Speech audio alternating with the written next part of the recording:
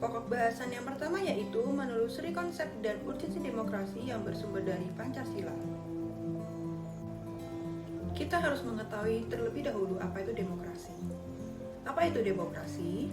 Secara etimologis, demokrasi berasal dari bahasa Yunani kuno, yaitu demos dan kratein. Demokrasi merujuk pada kehidupan negara atau masyarakat yang warga negaranya dewasa turut berpartisipasi dalam pemerintahan. Seperti yang diungkapkan oleh Abraham Lincoln, demokrasi adalah suatu pemerintahan dari rakyat, oleh rakyat, dan untuk rakyat.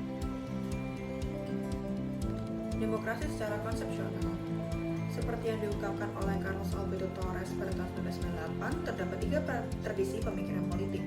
Yang pertama yakni Classical Aristotelian Theory, yang kedua itu Medieval Theory, dan yang ketiga itu Contemporary Doctrine, di mana pemerintahan oleh seluruh warga negara yang memenuhi syarat kewarganegaraan, suatu landasan pelaksanaan kekuasaan tertinggi di tangan rakyat, dan konsep republik sebagai bentuk pemerintahan yang murni. Demokrasi di Indonesia. Menurut Muhammad Hatta, atau Bapak Demokrasi kita, Indonesia sudah mengenal tradisi demokrasi jauh sebelum Indonesia merdeka, yakni disebut juga demokrasi desa. Demokrasi desa atau desa demokrasi merupakan demokrasi asli Indonesia yang bercirikan 3 hal. Yang pertama yaitu cita-cita rapat, yang kedua itu cita-cita massa, dan yang ketiga yaitu cita-cita tolong-menolong. Ketiga unsur demokrasi desa tersebut merupakan dasar pengembangan ke arah demokrasi yang modern yang sekarang kita sebut dengan daulat rakyat. Urgensi demokrasi.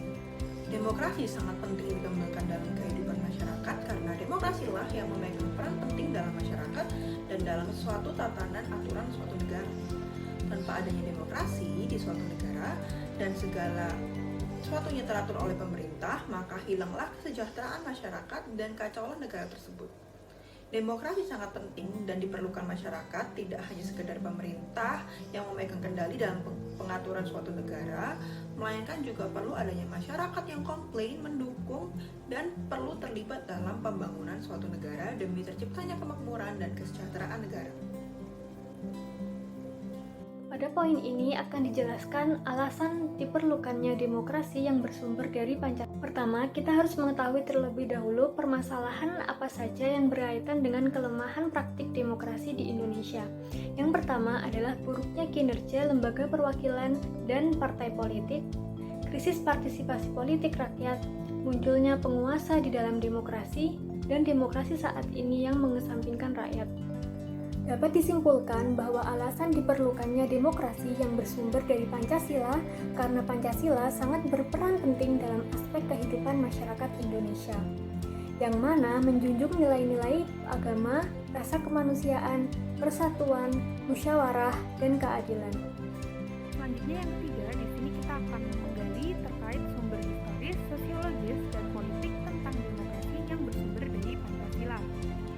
Pertama, mengenai latar belakang historis wawasan Nusantara.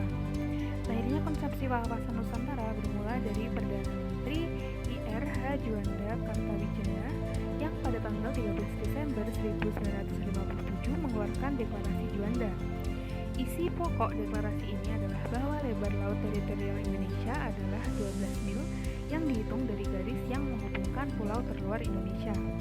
Setelah keluarnya Deklarasi Juanda, dibentuklah UU Nomor 4 PRP tahun 1960 tentang perairan Indonesia. Konsepsi wawasan Nusantara juga semakin kuat setelah adanya pasal 25A UUD NRI 1945 yang menyatakan Negara Kesatuan Republik Indonesia adalah sebuah negara kepulauan yang berciri Nusantara dengan wilayah yang batas-batas dan hak-haknya ditetapkan dengan undang-undang. Konsepsi wawasan Nusantara juga dibawa ke forum internasional agar mendapat pengakuan bangsa lain atau masyarakat internasional. Melalui perjuangan panjang, akhirnya konferensi PBB tanggal 30 April 1982 menerima dokumen yang bernama The United Nations Convention on the Law of the Sea atau UNCLOS. Indonesia diakui dan diterima sebagai kelompok negara kepulauan. Wilayah laut yang dimiliki Indonesia menjadi sangat luas, yakni mencapai 5,9 juta kilometer kuadrat, terdiri atas 3,2 juta kilometer perairan teritorial dan 2,7 juta kilometer perairan zona ekonomi eksklusif atau ZEE. Luas perairan ini belum termasuk landasan kontinen atau kontinen shelf. Yang kedua yakni latar belakang sosiologis wawasan Nusantara. Seiring seiring tuntutan dan perkembangan, konsepsi wawasan Nusantara mencakup pandangan akan kesatuan politik, ekonomi, sosial budaya, dan pertahanan keamanan, termasuk persatuan sebagai satu bangsa. Sebagaimana dalam rumusan GBHN 1998, dikatakan wawasan Nusantara adalah cara pandang dan sikap bangsa Indonesia mengenai diri dan lingkungannya, dengan mengutamakan persatuan dan kesatuan bangsa serta kesatuan wilayah dalam penyelenggaraan kehidupan bermasyarakat, berbangsa, dan bernegara. Berdasar pada kondisi sosial budaya masyarakat Indonesia, wawasan Nusantara yang pada awalnya berpandangan akan kesatuan atau keutuhan wilayah diperluas lagi sebagai pandangan akan persatuan bangsa. Bangsa Indonesia tidak ingin lagi terpecah-pecah dalam banyak bangsa. Untuk mewujudkan persatuan bangsa itu dibutuhkan penguatan semangat kebangsaan secara terus-menerus. Semangat kebangsaan Indonesia telah dirintis melalui peristiwa kebangkitan nasional 20 Mei 1908, ditegaskan dalam Sumpah Pemuda pada 28 Oktober 1928 dan berhasil diwujudkan dengan proklamasi kemerdekaan bangsa pada tanggal 17 Agustus 1945. Ketiga, yakni terkait latar belakang politis wawasan Nusantara. Secara politis, ada kepentingan nasional bagaimana agar wilayah yang utuh dan bangsa yang bersatu ini dapat dikembangkan, dilestarikan, dan dipertahankan secara terus-menerus. Kepentingan nasional itu merupakan tujuan lanjut dari cita-cita nasional yang tertuang dalam pembukaan UUD 1945 alinea 2, tujuan nasional yang tertuang dalam pembukaan UUD 1945 alinea 4, maupun visi nasional menurut ketetapan MPR nomor 7 tahun 2001. Kemudian yang keempat adalah membangun argumen tentang dinamika dan tantangan demokrasi yang bersumber dari Pancasila. Ihwal postur demokrasi dapat kita amati dari fungsi dan peran lembaga permusyawaratan dan perwakilan rakyat menurut UUD NRI tahun 1945, yaitu Majelis Permusyawaratan Rakyat atau MPR, kemudian Dewan Perwakilan Rakyat atau DPR, dan Dewan Perwakilan Daerah atau DPD. Pertama adalah Majelis Permusyawaratan Rakyat. Amandemen UUD 1945 dilakukan pula terhadap ketentuan tentang lembaga permusyawaratan rakyat, yaitu MPR. Nah, sebelum dilakukan perubahan, MPR ini merupakan lembaga tertinggi yang dimiliki negara. Lalu bagaimana setelah dilakukan perubahan? Nah, setelah dilakukan perubahan dengan prinsip supremasi MPR, itu menjadi sistem yang horizontal fundamental dengan prinsip checks and balance, yaitu saling mengawasi dan mengimbangi antar lembaga negara. Dan dalam kaitan dengan pemilihan presiden dan wakil presiden secara langsung, timbul kewenangan baru bagi MPR, yaitu melantik presiden dan wakil presiden sesuai dengan pasal 3 ayat 2 UUD 1945. Kemudian kewenangan lain yang muncul berdasarkan ketentuan pasal 3 ayat 3 UUD 1945 adalah MPR berwenang memberhentikan presiden dan atau wakil presiden dalam masa jabatannya menurut Undang-Undang Dasar. Kemudian yang kedua adalah Dewan Perwakilan Rakyat. Dalam upaya mempertegas pembagian kekuasaan dan menerapkan prinsip saling mengawasi dan mengimbangi yang lebih ketat dan juga transparan, maka ketentuan mengenai DPR dilakukan perubahan. Menurut ketentuan pasal 20A ayat 1 UUD 1945, fungsi DPR ada 3, yaitu fungsi legislasi, fungsi anggaran, dan fungsi pengawasan. Fungsi legislasi merupakan fungsi membentuk undang-undang yang dibahas dengan presiden untuk mendapat persetujuan bersama.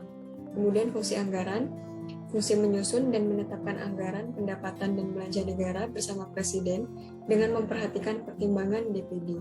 Kemudian yang terakhir adalah fungsi pengawasan, yaitu fungsi melakukan pengawasan terhadap pelaksanaan Undang-Undang Dasar Negara Republik Indonesia 1945, Undang-Undang, dan juga peraturan pelaksanaannya. Kemudian yang ketiga adalah Dewan Perwakilan Daerah. Ketentuan mengenai Dewan Perwakilan Daerah atau DPD merupakan hal baru dalam UUD 1945. Ketentuan ini diatur dalam bab tersendiri dan terdiri dari 2 pasal, yaitu pasal 22C dengan 4 ayat dan pasal 22D dengan 4 ayat. Sistem perwakilan di Indonesia merupakan sistem yang khas. Mengapa dikatakan khas?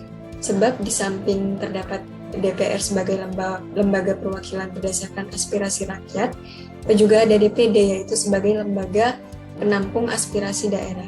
Demikianlah dinamika yang terjadi dengan lembaga permusyawaratan dan perwakilan di negara kita, yang secara langsung mempengaruhi kehidupan demokrasi.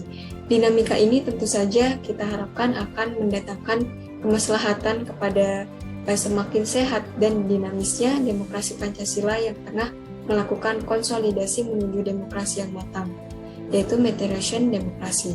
Hal ini merupakan peluang dan sekaligus tantangan juga bagi segenap komponen bangsa. Selanjutnya adalah mendeskripsikan esensi dan urgensi demokrasi Pancasila.